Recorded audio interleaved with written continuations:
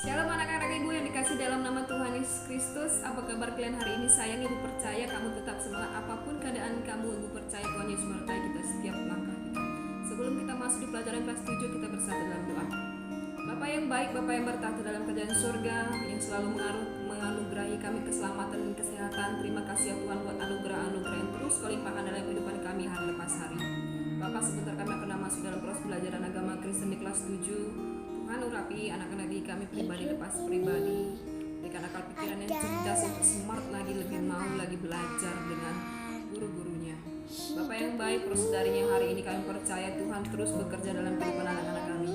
Kami mendoakan kedua orang tua kami, Tuhan urapi roh keselamatan, kesehatan, umur yang panjang untuk kedua orang tua kami, agar dapat membimbing dan mencukupi segala kebutuhan putra-putrinya.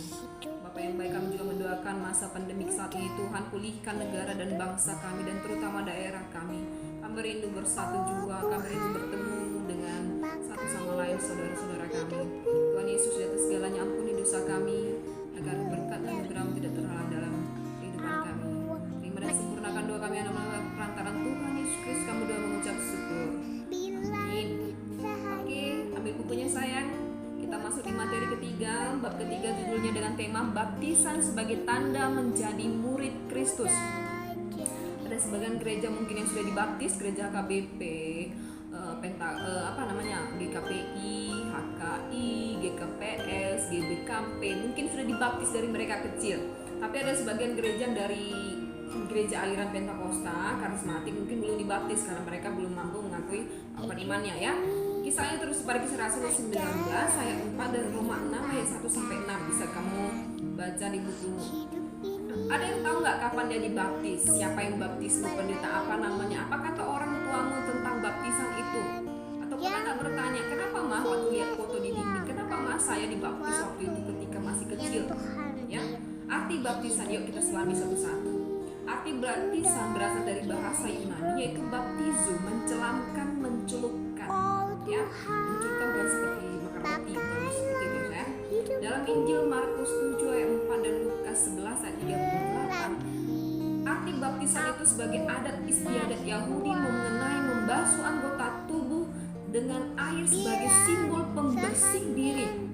Adat kebiasaan itu berkaitan dengan makna baptisan sebagai pembasuh, pembersih dengan air.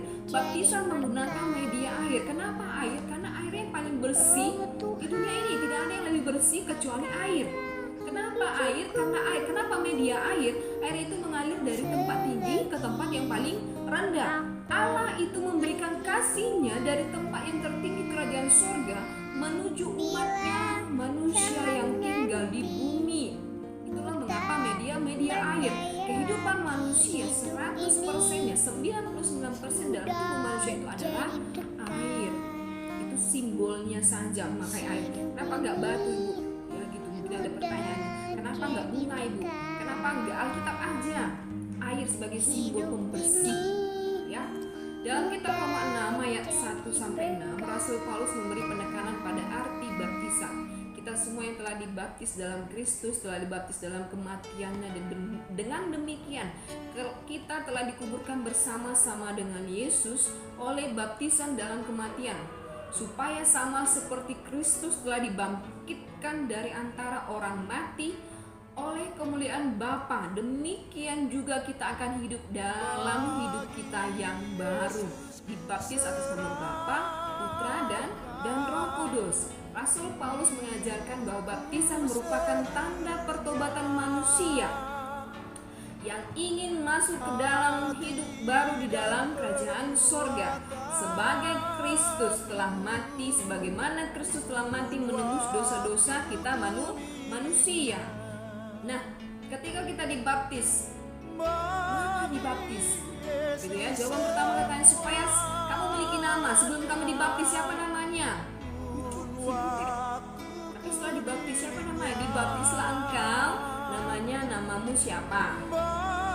Mengapa dibaptis? Yang pertama, hal dasarnya supaya kau punya nama. Yang kedua, supaya terdaftar dalam kerajaan surga sebagai pemilik kerajaan surga. Ya, sahlah kamu sebagai orang Kristen yang masuk ke gereja, orang yang sudah dibaptis dalam nama Bapa, Putra, dan Roh Kudus. Kamu punya ketinggalan dalam pengakuan iman rasulimu. Ya, jauh sebelum Yohanes Pembaptis melakukan baptisan, dalam tradisi di kitab Perjanjian Lama ada tata cara pembasuhan air di mana arti baptisan itu sebenarnya, seperti kisah Naaman. Naaman seorang panglima Raja Aram, ini pelajaran SD. Naaman menderita sakit kusta, ya. Nah, ketika itu penyakit kusta adalah dianggap sebagai penyakit yang dianggap sebagai kutukan. Naaman tidak mau, sehingga ketika seorang penyakit kusta dia akan dijauhi karena itu penyakit yang paling bau. Ingat kisah Ayub. Ya, tapi Naaman dipulihkan. Seorang Nabi Elisa menyuruh Naaman untuk mandi di sungai Yordan, membasahkan tubuhnya sebanyak 7 kali di sungai Yordan. Ingat kisah Naaman. Dia harus memanggil nama Tuhan, dia harus percaya pada Tuhan Allahnya sehingga dia sembuh. Itulah pembasuhan diri yang pertama di kitab Perjanjian Lama. Namun demikian, semakin majunya pengertian baptisan dalam Perjanjian Baru bukan sekedar penyucian tetapi sebagai lambang pertobatan. Ketika seorang sudah dibaptis, itulah terus Kisah Rasul 19 ayat 4. Seorang harus mengakui dan mengakui dosa-dosanya. Baptisan membasuh tubuh dan jiwa kita dari gaya cara hidup yang lama ke gaya cara hidup yang baru. Yaitu ketika kita anak-anak dibaptis, dulunya nggak ke gereja tapi diajarkan untuk sekolah minggu. Nah, menjadi hamba Tuhan di dalam Kristus dibebaskan dari hamba dosa, artinya manusia diberi kekuatan untuk melawan kuasa dosa dan mengandalkan kuasa Yesus. Baptisan menjadi pertanda seorang menjadi milik Kristus. Sah. Kenapa dibaptis? Sah menjadi milik Kristus. Artinya telah menerima karya penyelamatan Allah dalam penyalipan Tuhan Yesus sendiri. Apa arti baptisan merupakan? Apakah baptisan merupakan jaminan keselamatan bagi orang Kristen? Tentu tidak. Kamu sudah dibaptis, tapi kamu tidak memelihara iman kamu dan tidak melakukan ibadah kamu dengan tidak melakukan kepercayaan penuh kepada Tuhan kamu belum tentu menerima keselamatan. Karena keselamatan hanya diperoleh karena anugerah Allah di dalam Yesus Kristus. Kita dibaptis karena kita telah diselamatkan dari dosa. Jadi tindakan Allah mendahului tindakan manusia. Siapa yang kita lakukan, wujud jawaban kita terhadap kasih karunia Allah. Semua manusia berdosa, kawan. Karena itu semua manusia membutuhkan pengampunan. Baptisan hanya merupakan awal dari suatu proses sepanjang hidup sebagai anak-anak terang. Kita harus selalu berdoa, membaca Alkitab, menjalankan hidup baik, memiliki hidup kudus. Hidup sebagai anak-anak terang, menjalankan hukum kasih, mengasihi sesama sesuai dengan firman Tuhan. Makanya sering baca Alkitab supaya makna baptisan itu bukan hanya sekedar aku sudah dibaptis sudah menjadi pemilik kerajaan surga, jadi jadinya Kristen KTP. Bukan seperti itu. Kristen yang baik adalah melakukan ibadahnya, berdoa, baca Alkitab, terus dekat, membangun hubungan komunikasi dengan Tuhan. Ada 2 jenis baptisan. Pertama, baptisan Yohanes. Baptisan bermakna penyucian diri dari dosa, tetapi sifatnya melambangkan, baptisan Yohanes melambangkan pertobatan, pengharapan akan kebangkitan Kristus. Ya, baptisan Yohanes hanya merupakan lambang air.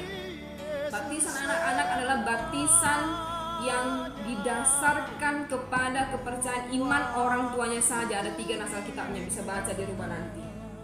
Katanya, biarkanlah anak-anak itu datang kepadaku, jangan halang-halangi mereka. Yesus memberkati mereka.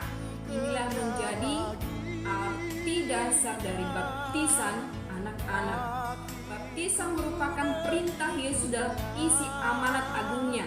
Yesus meminta kepada murid-muridnya, pergilah ke seluruh dunia, kabarkanlah Injil kebenaran Allah, dan baptislah orang-orang yang percaya dalam nama Bapa, Anak, dan Roh Kudus. Sekarang tuh apa bedanya? Di gereja kami ada baptisan yang hanya dipercik aja kecil di atas kepalanya, atau di gereja yang lain, Bu, tidak, baptisan tempat kami harus masuk ke sungai dan diselamatkan semuanya. Ya, sebenarnya keduanya tidak ada perbedaan, dan Alkitab tidak pernah mengajarkan ini dibaptis harus seperti ini. Tidak ada naskah Alkitab 1 tidak dibaptis? Tidak. Yesus dibaptis memang di Sungai Yordan, mereka diselamkan, dimasukkan ke dalam air Sungai Yordan. Nah, ketika dia dibaptis, Yesus tidak mengatakan apa-apa. Alkitab tidak memberi penekanan pada cara pembaptisan yang bagaimana. Tidak ada ya teman. Penting untuk dipahami adalah baptisan merupakan langkah seseorang untuk percaya dan mau bertobat kepada Tuhan Yesus. Baptisan yang sebenarnya bukan karena dipercik, diselamkan atau dibasahkan atau dimandikan. Tidak. Cara baptisan bukanlah arti yang sebenarnya, namun makna baptisan menjadi hal utama seseorang percaya dan menjadi pemilik kuasa kerajaan surga. Bagi orang Kristen, baptisan adalah melambangkan mati bersama-sama dengan Yesus dan bangkit bersama-sama dengan kebangkitan Tuhan Yesus. Sampai di situ kita dapat rangkum semuanya. Baptisan merupakan salah satu sakramen dalam gereja Protestan yang mengakui dua sakramen, yaitu sakramen perjamuan kudus, sakramen baptisan. Baptisan kudus merupakan tanda seseorang menjadi bagian dalam persekutuan orang Kristen dan telah bertobat dan sedia hidup baru dalam anugerah Yesus Kristus. Semua orang yang telah dibaptis dalam nama Bapa, Putra, dan Roh Kudus adalah orang-orang yang telah menjadi bagian atau anggota dari persekutuan orang percaya. Jika seseorang dibaptis pada masa kanak-kanak, dia dibaptis berdasarkan pengakuan iman dari orang tuanya. Jadi baptisan itu tidak ada bedanya sayang antara yang besar yang muda, tidak ya? Sampai di sini materi kita. Jika ada yang kurang paham boleh japri ibu. Sebelum kita akhir pelajaran, kita bersatu dalam doa. Terima kasih Yesus yang baik buat anugerah keselamatanmu. Kami telah dimenangkan dalam baptisan kami yang sempurna Tuhan, dalam nama Bapa, Putra, dan Roh Kudus. Kami percaya Tuhan terus menganugerahkan kami keselamatan dan pencerahan akal pikiran untuk terus menerima karya keselamatan daripada-Mu saja. Bapa yang baik, sebentar kami akhiri pelajaran ini, tapi kami percaya urapan Roh Kudus menganugerahi akal pikiran kami untuk terus belajar akan kasih karunia daripada-Mu. Rancangan yang terus bekerja dalam kehidupan kami hari lepas hari. Bapa yang baik, di atas segalanya ampuni dosa kami, ampuni pelanggaran kami, supaya kami berhak menerima segala anugerah dan berkat-berkat yang akan datang dalam kehidupan kami. Sempurnakan doa kami ya Bapa, hanya melalui Putra-Mu Tuhan Yesus Kristus kami memuji dan mengucap syukur. Amin. Shalom anak-anak.